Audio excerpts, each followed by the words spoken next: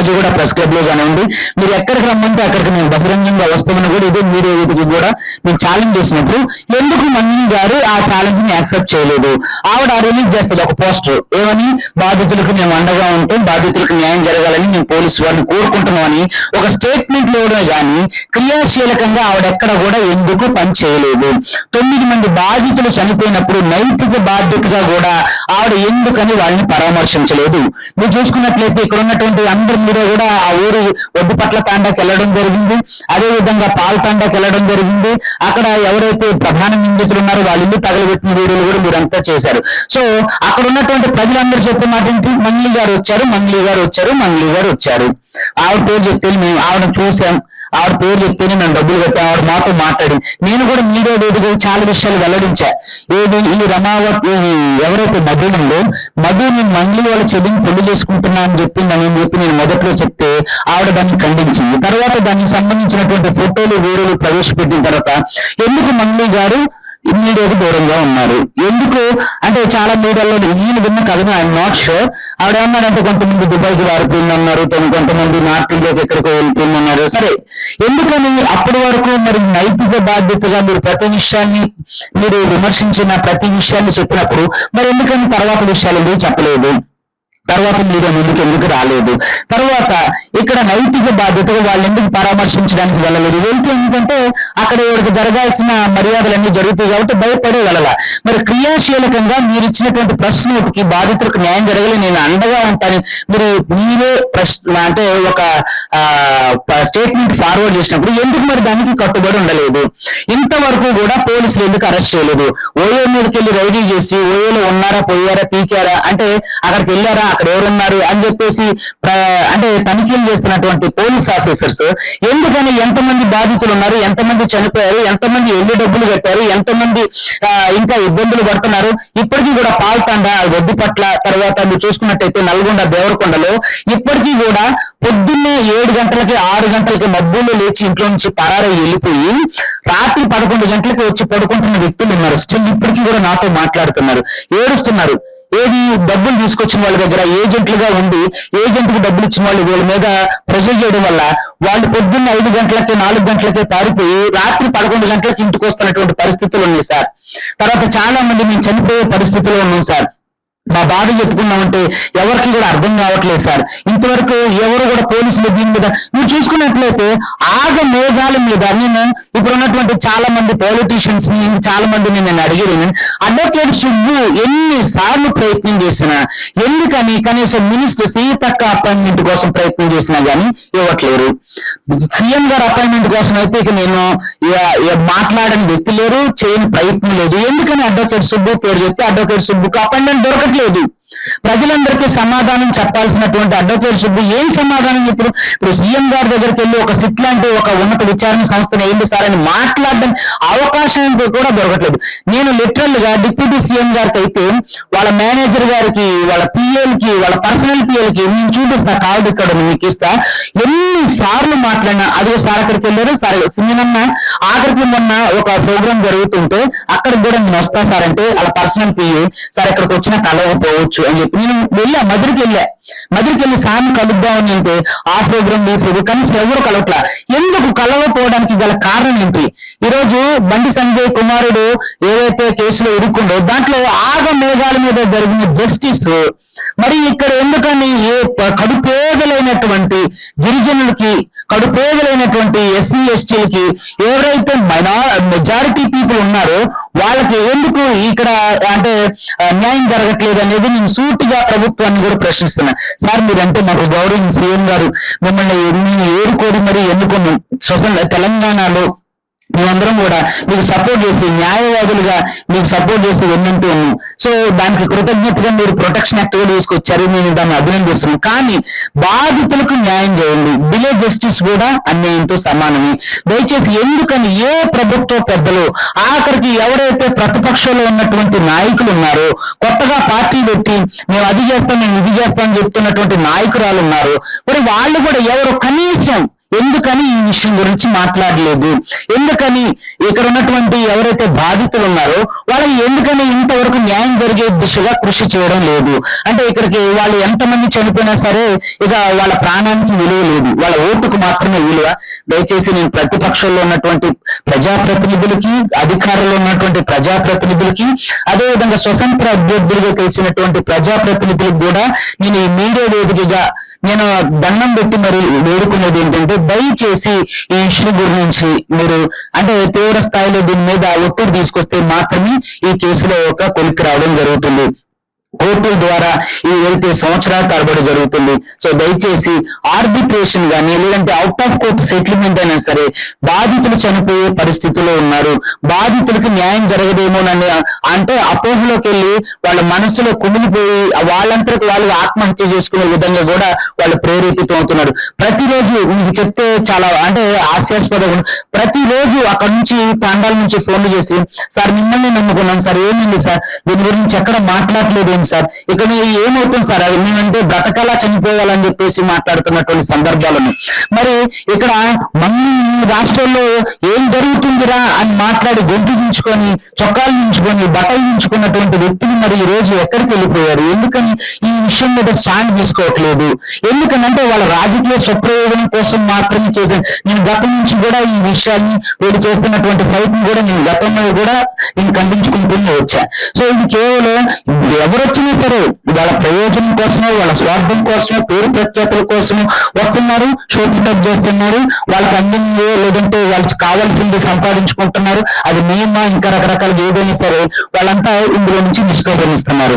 మరి పేద ప్రజలు ఎవరైతే ఉన్నారో వాళ్ళకి మరి ఏ విధంగా న్యాయం జరుగుతుంది? ప్రజాప్రతినిధులు ఖచ్చితంగా ఈ స్కామ్, ఇంత పెద్ద స్కామ్ బయటకు రావడానికి నిజంగా మీ మీడియా మిత్రుల సహకారం నిజంగా మరోలేనిది. ఈ రోజు తెలంగాణలో ఇంత పెద్ద స్కామ్ బయటకు వచ్చిందంటే తీసుకొచ్చిన నాకంటే కూడా దాన్ని ప్రజాక్షేత్రంలోకి తీసుకెళ్ళినటువంటి మీడియా మిత్రులకి నిజంగా ఈ మీడియా సమావేశంలో మీ అందరికీ కూడా శిరస్సు ఉంచి నేను నమస్కారాలు తెలియజేస్తున్నాను. అదే విధంగా ఇక ముందు కూడా ఈ కేసు విషయంలో మీ సహకారం ఎలాగే ఉంటుందని నేను ఆశిస్తున్నా.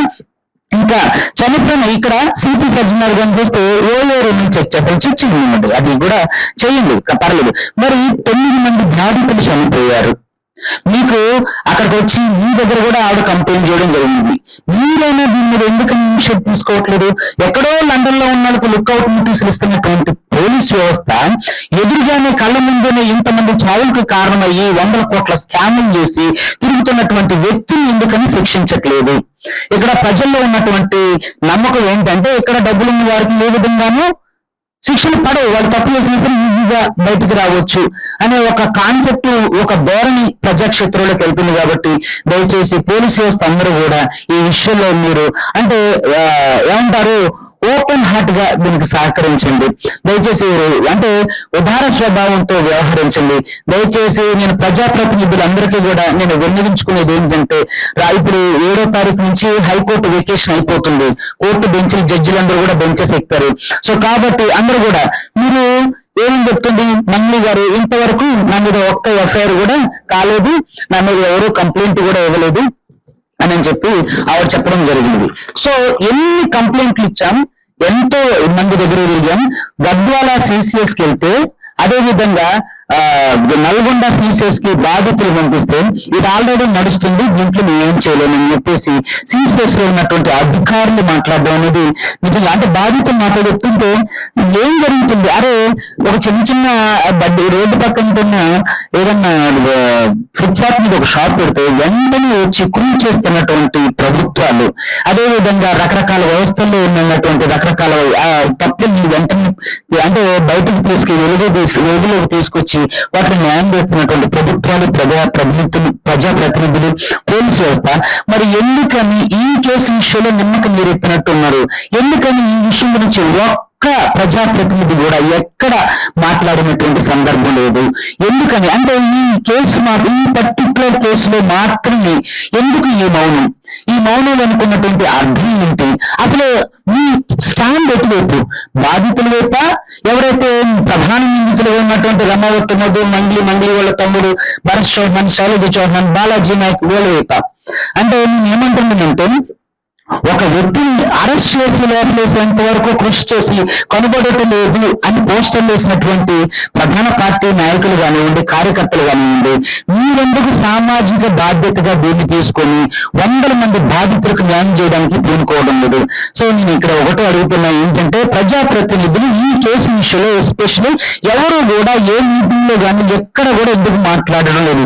ఎందుకంటే ఇది మాట్లాడితే మీ ఏదైతే మీ ప్రజాక్షేత్రంలో ఉన్నటువంటి మీ ఇమేజ్ కి ఇది ఏమైనా డ్యామేజ్ అవుతుందా, లేదంటే పేదలు వాళ్ళ గురించి మాట్లాడితే మనకేం ఇస్తుంది అనుకుంటున్నారా? మీకు సంబంధించినటువంటి పొలిటికల్ ఇష్యూస్ అవి ఎంత చిన్నవైనా సరే భూతద్దంలో పెట్టి మరి తిప్పి మార్చి మరి మాట్లాడే మీరు మరి ఎందుకని ఇన్ని వందల కోట్ల స్కామ్ జరిగి డబ్బులు ఎక్కడున్నాయో కూడా నేను చెప్తున్నప్పటికీ, ఎక్కడెక్కడ ఆస్తులు ఉన్నాయో నేను చెప్తున్నప్పటికీ, ఎక్కడెక్కడ పబ్బులు కట్టారు, స్కూల్స్ కట్టారు, హాస్పిటల్స్ కట్టారని బాధితులు నాకు చెప్పిన విషయాలు నేను పోలీసు వారికి, మీడియా వేదిక అందరికీ చెప్తున్నప్పటికీ వాళ్ళకి ఫ్రాడ్ ట్రాన్సాక్షన్స్, అరే నా దగ్గరికి ఈ రోజు ఒక కేసు వచ్చింది, మీకు ఆ వ్యక్తిని చెప్తాను, 2,000 పడ్డాయని అతని అకౌంట్ లో 2,000 పడ్డాయని చెప్పేసి ఫ్రాడ్ ట్రాన్సాక్షన్ కింద అతని అకౌంట్ క్లోజ్ చేసినటువంటి వ్యక్తులు మరి కోట్ల రూపాయల బ్యాంక్ ట్రాన్సాక్షన్ జరిగినప్పుడు మరి వాళ్ళ బ్యాంక్ లో ఎందుకని ఫ్రాడ్ ట్రాన్సాక్షన్ కింద వాళ్ళ అకౌంట్ లో క్లోజ్ చేయలేదు? ఇంకొక విషయం, ఇక్కడ సెంట్రల్ మినిస్టర్ పేరు చెప్తున్నటువంటి మంత్రి గారు ఆ సెంట్రల్ మినిస్టర్ గారే కాపాడుతున్నారు. నాకు ఎమ్మెల్యే తండ్రితో ఫోన్ చేయించారు, రకరకాల వ్యక్తులతో ఫోన్ చేయించారు, ఉస్మానియా యూనివర్సిటీలో ఉన్నటువంటి విద్యార్థి నాయకులతో బెదిరింపు కాల్స్ చేయించారు. నన్ను ఒక మీడియా వేదికగా అక్కడికి ఎంట్రీ చేయడానికి నన్ను చాలా మంది అంటే వెంటబడ్డారు. వాళ్ళ మీడియా వాళ్ళు కూడా వాళ్ళ గురించి చేశారు. నన్ను ఫోన్ లో కూడా చాలా మంది ఇబ్బంది పెట్టారు. సో నాయకోటి మచ్చేంద్ర అనే వ్యక్తి అయితే డైరెక్ట్ గా నాకు ఫోన్ చేసి బెదిరించింది. లేదు మన గూడెం మహిపాల్ రెడ్డి గారు రైట్ హ్యాండ్ అని అన్నారు. అదేంటి అతను, సో అతను మహిపాల్ రెడ్డి గారికి అతను తెలుసా లేదని, కానీ అతను మాట్లాడిన వీడియో కూడా నేను వీడియోకి రిలీజ్ చేశాను. ఏది మన హిమాకాంత్ రెడ్డితో రమవర్తి మధు గురించి ఆడెళ్ళేమో మంగళూరుతో ఉంటారు, నువ్వెళ్ళేమో వేరే దగ్గర ఉంటావు, ఇక్కడ బాధితులు ఏమవ్వాలి. ఈ రోజు అదే నాయకోటి మచ్చేందర్ మంగళూరుకి సపోర్ట్ చేస్తూ ప్రధాన నిందితుడు రమవర్తి మధుని కాపాడే ప్రయత్నం చేసిండు. మరి అతని మీద ఎందుకని యాక్షన్ తీసుకోలేదు? ఈ వివరాలు పేరుతో సహా వాళ్ళ వ్యక్తులతో సహా చెప్తున్నప్పుడు ఎందుకని ప్రజాప్రతినిధులు కానివ్వండి, పోలీసుల వ్యవస్థ కానివ్వండి, ఇంకా ఈఓడబ్ల్యూ కానివ్వండి, సిన్సియర్స్ నిమ్మకం మీరెత్తినట్టు ఉన్నారు? అరే 2,000 రూపాయల ఫ్రాడ్ ట్రాన్సాక్షన్ జరిగిందని అకౌంట్ ని ఫేస్ చేసినటువంటి సిస్టమ్ కోట్ల రూపాయల ట్రాన్సాక్షన్ జరుగుతున్నప్పుడు మరి ఎందుకు నిమ్మకం మీరెత్తినట్టుగా ఎందుకు సైలెంట్ గా ఉంది? దీని వెనక ఎవరున్నారు? నిజంగా ఆ కేంద్ర మంత్రి నడిపిస్తుందా? అవుననే అనిపిస్తుంది.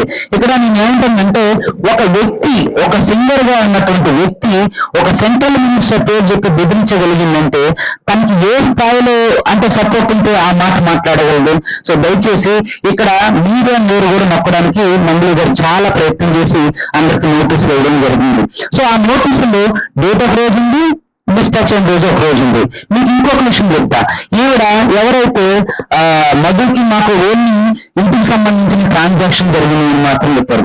ట్రాన్సాక్షన్ లో మీరు చాలా బ్లండర్ మిస్టేక్ మీరు అందరూ గమనించండి. మీరే ప్రజలు చెప్తాను, క్యాన్సిలేషన్ ఆఫ్ రిజిస్ట్రేషన్ లేదంటే క్యాన్సిలేషన్ ఆఫ్ సేల్ అని ఒక నోటీస్ పంపించింది. దాంట్లోనేమో ఏప్రిల్ 30వ తారీఖు నుండి ఏప్రిల్ 30వ తారీఖు ఆ డాక్యుమెంట్ పర్చేజ్ చేశారు.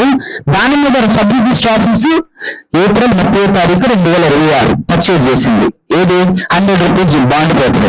దాని వెనుకున్నటువంటి సబ్ రిజిస్టర్ ఏ డేటో తెలుసా అండి? 5వ తారీఖు డిసెంబర్ 2027. అసలు నాకు అది చూడడంతో నా 9 ఏళ్ల అనుభవంలో నిజంగా ఇంత గొప్ప ఫ్యాబ్రికేటెడ్ డాక్యుమెంట్ ఎప్పుడు చూడలేదు. డాక్యుమెంట్ లో కొన్నదేమో ఏప్రిల్ 30వ తారీఖు 2026. ఇంక అందరికీ కూడా వచ్చింది, మీరు అందరూ చూడండి. Cancellation of sale agreement. కానీ రిజిస్ట్రేషన్ ఎప్పుడు? డిసెంబర్ 5వ తారీఖు 2025. మరి అంటే ఇందులో ఎంతమందిని ఈవిడ మేనేజ్ చేస్తుంది అనేది ఎక్కడైనా సరే మనం ఈ రోజు ఆఫర్లో 100 రూపాయలు బాండ్ పేపర్ కూడా మనం కొనాలంటే డేట్ మార్చి కొనలేని పరిస్థితి. మరి ఏప్రిల్ 30వ తారీఖు ఉన్న బాండ్ పేపర్ మీద డిసెంబర్ 5వ తారీఖు 2025 స్టాంప్ ఎలా వస్తుందండి? సో కాబట్టి ఇక్కడ ఈ వ్యవస్థని ఏ విధంగా మేనేజ్ చేస్తున్నారు, ఎవరు మేనేజ్ చేస్తున్నారు, మరి రేపొద్దున ఈ హత్యల పరంపర కానీ లేదా ఆత్మహత్యల పరంపర కానీ కొనసాగింది అనుకోండి, దానికి ఎవరు బాధ్యత వహిస్తారు? అంటే ఇక్కడ ఉన్నటువంటి ఎవరైతే గిరిజనులు ఉన్నారో వాళ్ళ ప్రాణానికి విలువ లేనట్టేను. ఇక్కడ ఎంతమంది 100 కోట్ల ఫ్రాడ్ జరిగినప్పుడు, ఇది ఒక 2G స్పెక్ట్రమ్ కుంభకోణం అంత పెద్ద కుంభకోణం అయినప్పుడు ఎంతమంది పెద్దలు అంటే ప్రభుత్వ పెద్దలు కానివ్వండి, యూనియన్ మినిస్టర్స్ కానివ్వండి, వాళ్ళందరూ హత్య ఉండి అంటే ఆవిడ చెప్పిన పేర్లు బట్టి మనం అర్థమైనప్పుడు మరి ఎందుకని ఈ ఇష్యూ బయటకు రావడం లేదు? కోర్టులు అయినా సరే ఈ విషయం ఎందుకని సుమోటోగా తీసుకోవడం లేదు? ప్రభుత్వాలన్నీ ఎందుకని ఈ విషయం గురించి స్పందించట్లేదు?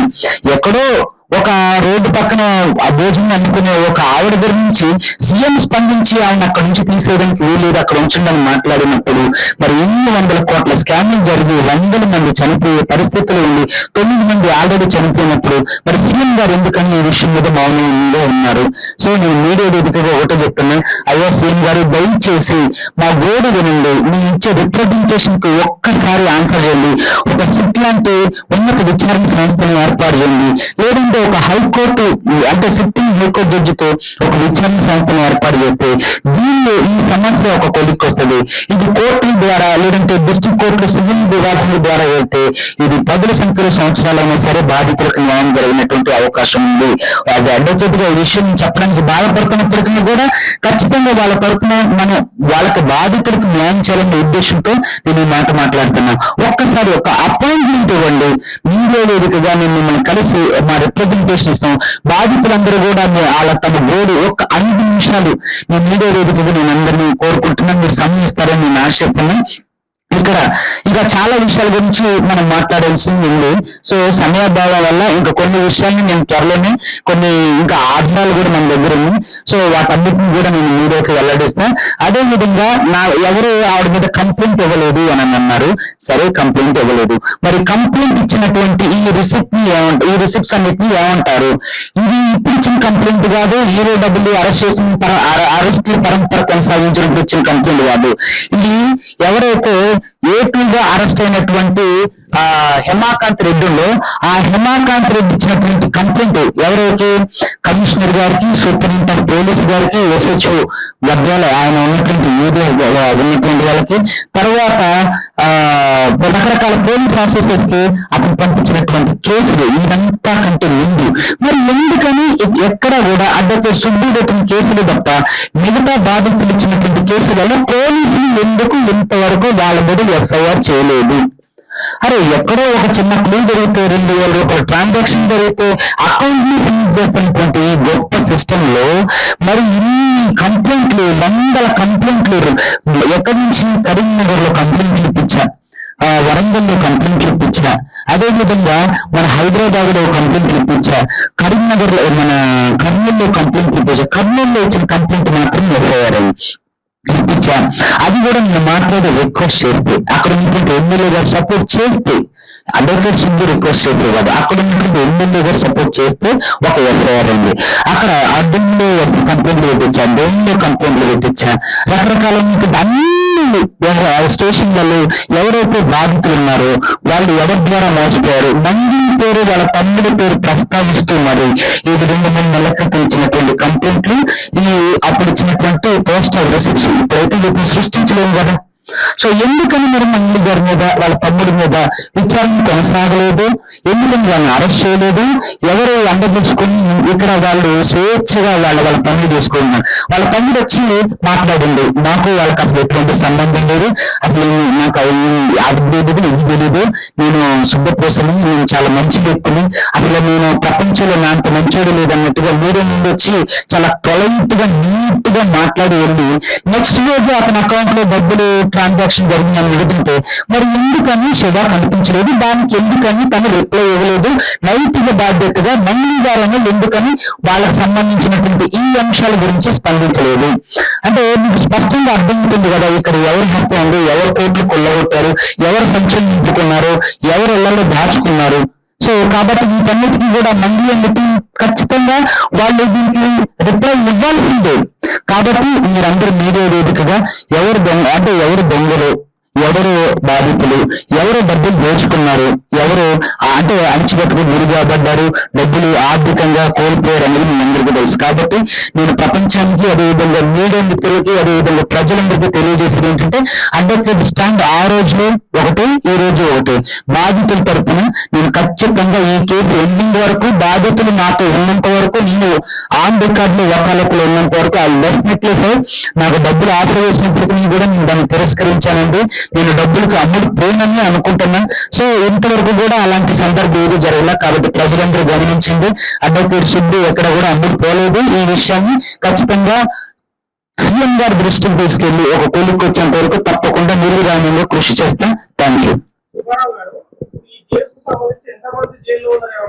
ఉన్నారు నాకు తెలిసి ఎవరైతే ప్రధాన నిందితుడు రన్నవత్ మధు ఉందో అతను బాధితుడైనటువంటి ఏజెంట్ గా ఉన్నటువంటి హిమాకాంత్ రెడ్డి.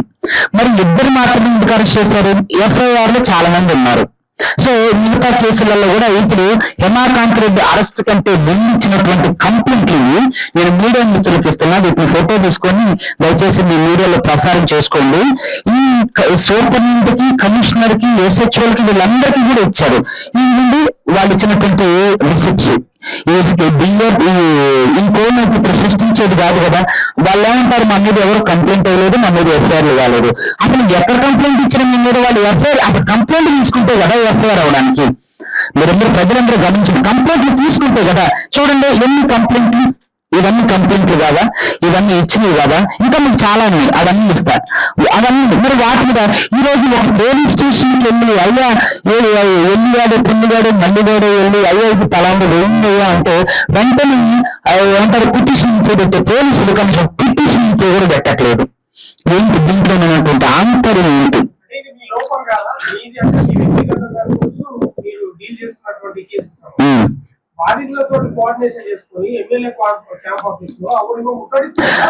అది ఒక న్యాయవాదిగా క్యాంప్ ఆఫీస్ ముట్టడించే అనేది ఒక జ్యుడిషియరీలో ఉన్న వ్యక్తిగా అది నేను చేయకూడదు. ఎందుకంటే నేను ఏమండి బాధితులతో కూడా మీరు ముట్టడించింది అనేది నేను చెప్పకూడనటువంటి అంశం.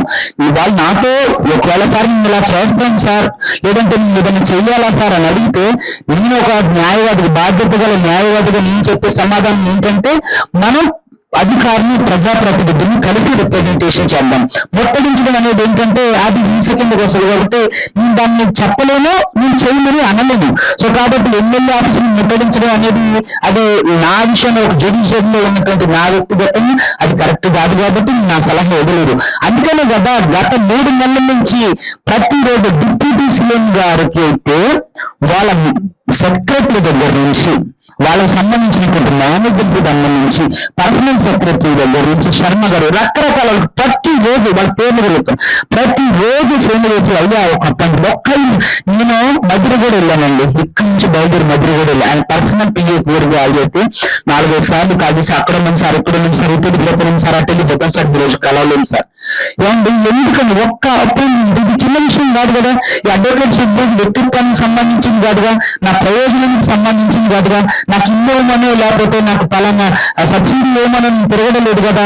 100 మంది బాధితుల తరఫున ఒక రిప్రజెంటేషన్ పట్టుకుని అయ్యా దీని మీద ఏదైనా యాక్షన్ తీసుకోవడానికి అడగడానికి నాకు అవకాశం కల్పించట్లేదు, ఇవ్వట్లేదు కదా.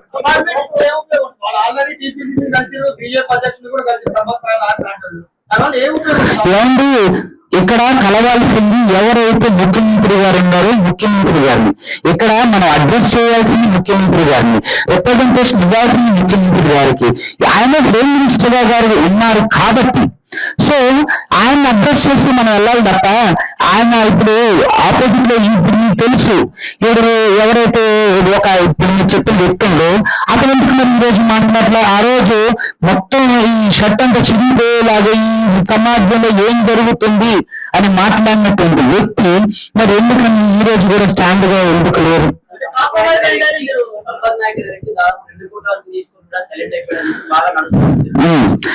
నాకు తెలిసినటువంటి ఒక ముఖ్యమైన వ్యక్తి, రెగ్యులర్ గా ఉన్నటువంటి ఒక వ్యక్తి ఈ విషయాన్ని నాతో మాట్లాడాడు. ఇట్లా పలానా అంటానంటే నేను ఐ వాజ్ షాక్డ్.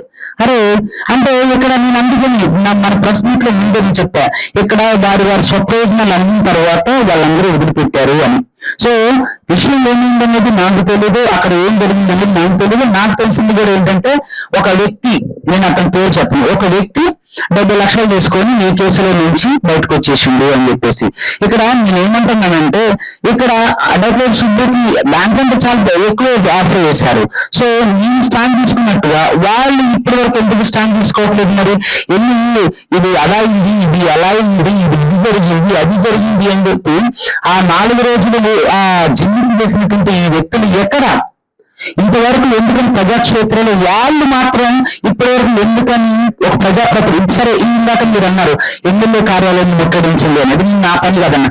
మరి వాళ్ళు చేయొచ్చు కదా, వాళ్ళకి నిజంగానే వాళ్ళకి చిత్తశుద్ధి ఉంటే, వాళ్ళకి నిజంగానే ఇంకా ఈ అంశం ఒక కొలిక్కి రావాలి, బాధితులకు న్యాయం జరగాలి అనుకుంటే మరి వాళ్ళు చేయొచ్చు కదా, ఈ పని ఎందుకు చేయలేదు?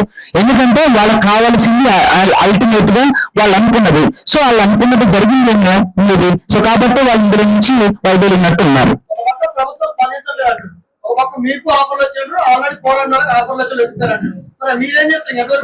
ఖచ్చితంగా ఇది కోర్టు ఉంది కదా. ఇప్పుడు ప్రజాప్రతినిధులు అనేవాళ్ళు మనం కలవలేదు అనుకోండి, ఇప్పుడు సామ వేద దాన దండోపాయాలు నేను అన్ని అస్త్రాలను ఉపయోగిస్తున్నా. ఖచ్చితంగా ఇప్పుడు ప్రజాప్రతినిధులు గెలవడానికి ఇప్పుడు సీఎం గారు అపాయింట్మెంట్ అవడానికి ఒక అవకాశం ఉంది, ఒక ఛానల్ ద్వారా వెళ్తాను. సో అతని ద్వారా అవడానికి అవకాశం ఉంది. సో అతను ఎక్స్ ఎమ్మెల్యే కొడుకు, అతను బెస్ట్ ఫ్రెండ్. సో అతనితో మాట్లాడితే ఆయన చూస్తున్నారు. ఒకవేళ అది కాలేదనుకోండి, దీన్ని కోర్టు ద్వారా తీసుకెళ్లి బాధితులకి ఆన్ రికార్డ్ లో నేను ఉన్నంత వరకు కోర్టు ద్వారా మాత్రం కోర్టు ద్వారా న్యాయం జరుగుతుంది. కానీ ఎప్పటికీ మీ అందరికీ తెలుసు కదా. సో కాబట్టి అంతిమ అది ఎప్పటికో కాదు, వెంటనే జరగాలి. అందరికి బాధితులకి రూపాయి వచ్చే దగ్గర 30 వచ్చినా సరే వాళ్ళకు ఉన్నటువంటి ప్రాథమికంగా వాళ్ళ పేకల లోతులో ఉన్న ఆర్థిక దారాల అప్పటి నుంచి కొంత ఆర్థిక స్వాతంత్రం లభిస్తుందని పోరాటం చేస్తానంటే.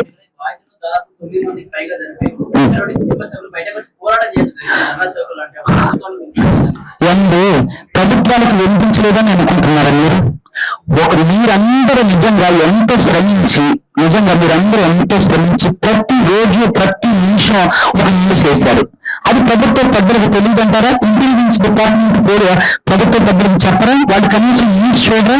న్యూస్ చూసినా కానీ స్పందించలేని వాళ్ళు, చనిపోయిన వాళ్ళు, ఆల్రెడీ వాళ్ళ కుటుంబంలో ఉన్నటువంటి సభ్యులు కోల్పోయినటువంటి వ్యక్తులు ఎక్కడికి వెళ్ళి ఎవరిని, వాళ్ళంతా చదువుకోని వ్యక్తులు ఎక్కడికి వెళ్ళి చేస్తారు? ఇంకొక విషయం ఏంటంటే వాళ్ళందరూ కూడా ఇప్పటికీ రావడానికి సిద్ధంగా ఉన్నారు. ఒక ప్లాట్ఫామ్ దొరికితే ఇప్పటికీ కూడా అక్కడ ఉన్నటువంటి సర్పంచ్ గారు, మాజీ సర్పంచ్ గారు, వాళ్ళందరూ కూడా ఇప్పటికీ కూడా సార్ మాకు ఏదైనా న్యాయం లేదు. మీకు ఇంకొక విషయం చెప్తున్నా, ఇందులో డాక్టర్లు ఉన్నారు, ఈ బాధితుల్లో డాక్టర్లు ఉన్నారు, పోలీసు వాళ్ళు ఉన్నారు, ఈ బాధితులో సినిమా ఇండస్ట్రీ వాళ్ళు కూడా ఉన్నారు. నాకు మొన్న తెలిసింది.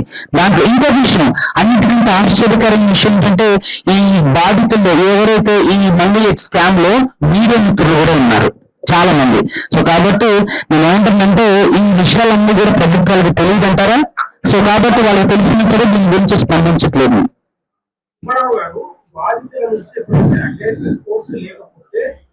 మీడియాలో వచ్చినా ఇంకేమన్నా పట్టించుకోవాలి. ఉదాహరణలు ఇవ్వాలి కాదు, గత కొన్నేళ్ళుగా చూస్తున్నాం.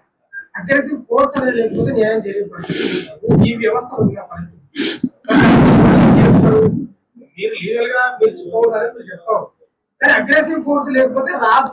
ఖచ్చితంగా మీరు అనేది 100% కాదు. ఎందుకంటే ఈ రోజు తెలంగాణని మనం మొన్నగా నవ్వుగా సాధించుకున్నది కాదు, మనం కొట్లాడి తెచ్చుకున్నది. 1969 తొలిదశ ఉద్యమం నుంచి కూడా 2018 వరకు కూడా 1900 మంది విద్యార్థుల ఆత్మ బలిదానం మీద, అదేవిధంగా ఉస్మానియా పేరుగడ్డ పునాదుల మీద ఎంతో మంది కవులు, గాయకులు, కళాకారులు, వీరమిత్రులు సహకారం ద్వారా మాత్రమే జరిగింది. అది 100% వస్తుంది. లేదు కూడా హక్కును నడుపుకుంటే రావండి, కొట్లాడుతూనే వస్తాయి. కానీ ఒక ఒక జుడిషియరీలో ఉన్నటువంటి వ్యక్తిగా నేను విషయం చెప్పలేను. సో కాబట్టి వాళ్ళు అదంటున్నా బట్టలు ఉంచుకొని ఏమైతుంది ఈ రాష్ట్రంలో మాట్లాడినటువంటి వ్యక్తులు ఎన్ని విషయాలు మీరు తీసుకోవచ్చు కదా, వాళ్ళు పోరాటం చేయొచ్చు కదా, వాళ్ళు తీసుకెళ్ళొచ్చు కదా. మరి మీరేలో కాకపోతే మోకదంపుడు మాట్లాడి వాళ్ళ సమాజాన్ని కూడా మధ్య పెట్టే ప్రయత్నం చేసినటువంటి వ్యక్తులు ఈ రోజు ఎక్కడికి వెళ్ళిపోయారు? వాళ్ళు మీరు చేయొచ్చు కదా, వాళ్ళు ప్రభుత్వం మీద ప్రెషర్ చేయొచ్చు కదా, మీరన్నట్టుగా ఎమ్మెల్యేలతో మాట్లాడొచ్చు కదా. మరి వాళ్ళు ఎక్కడికి వెళ్ళారు? ఇప్పుడు అడ్వకేట్ సుబ్బు కేవలం కోర్టు పద్ధతి మాత్రమే నాది. సో నిజానిజం ప్రజలకు తెలియజేయడం మాత్రం నా పని. నేను ఒక న్యాయవాదిగా నేను కొట్లాడిందని నేను చెప్పలేను. సో నేను ఏమంటానంటే అంతిమంగా పోరాటం అనేది మీరన్నట్టుగా అగ్రెసివ్ గా వెళ్తే మాత్రమే ఈ రోజు రిజల్ట్ వచ్చే అంశాలు. సో కాబట్టి నేను ఒకటే చెప్తున్నా ఏంటంటే ప్రజలందరికీ కూడా, బాధితులందరికీ కూడా మీ ఎమ్మెల్యేలకు రిప్రజెంటేషన్ చేయండి. నేను ఈ ఎంఆర్ఓ ఆఫీసులలో అదే విధంగా ఎక్కడ పైపు అక్కడ మీరు రిప్రజెంటేషన్ ప్రత్యేక ప్రతినిధులు చేయండి. ప్రభుత్వం మీద ఒత్తిడి తీసుకురండి. నేను కూడా హైకోర్టు ద్వారా అంటే ఇంకొక విషయం, మంత్రి గారి మీద ఇక్కడ మేము అంటే లీగల్ గా ఫైట్ చేయడానికి ప్రైవేట్ కంప్లైంట్ కూడా 7వ తారీఖు ఫైల్ చేయడం జరిగింది. యాజ్ పర్ రమాకాంత్ రెడ్డి ఇచ్చినటువంటి కంప్లైంట్ మీద. అదేవిధంగా చాలా మంది బాధితుల ద్వారా దాదాపు 20 మంది బాధితుల తరఫున ప్రైవేట్ కంప్లైంట్లు అన్ని కూడా అంటే పోలీస్ స్టేషన్ లో పట్టించుకున్నప్పుడు అవి కోర్టులో ప్రైవేట్ కంప్లైంట్లుగా ఎఫ్ఐఆర్ చూపించడం జరుగుతుంది. కాబట్టి మేము హైకోర్టులో వీటన్నిటి ప్రైవేట్ కంప్లైంట్లు ఇవ్వడం కోసం అన్ని సిద్ధం చేసి 7వ తారీఖు తెలంగాణ రాష్ట్ర ఉన్నత న్యాయస్థానం ఓపెన్ అవడంతో మొట్టమొదటిగా మన ప్రైవేట్ కంప్లైంట్ లో రిట్రీవ్ గా ఫైల్ చేయడం జరుగుతుంది. Thank you.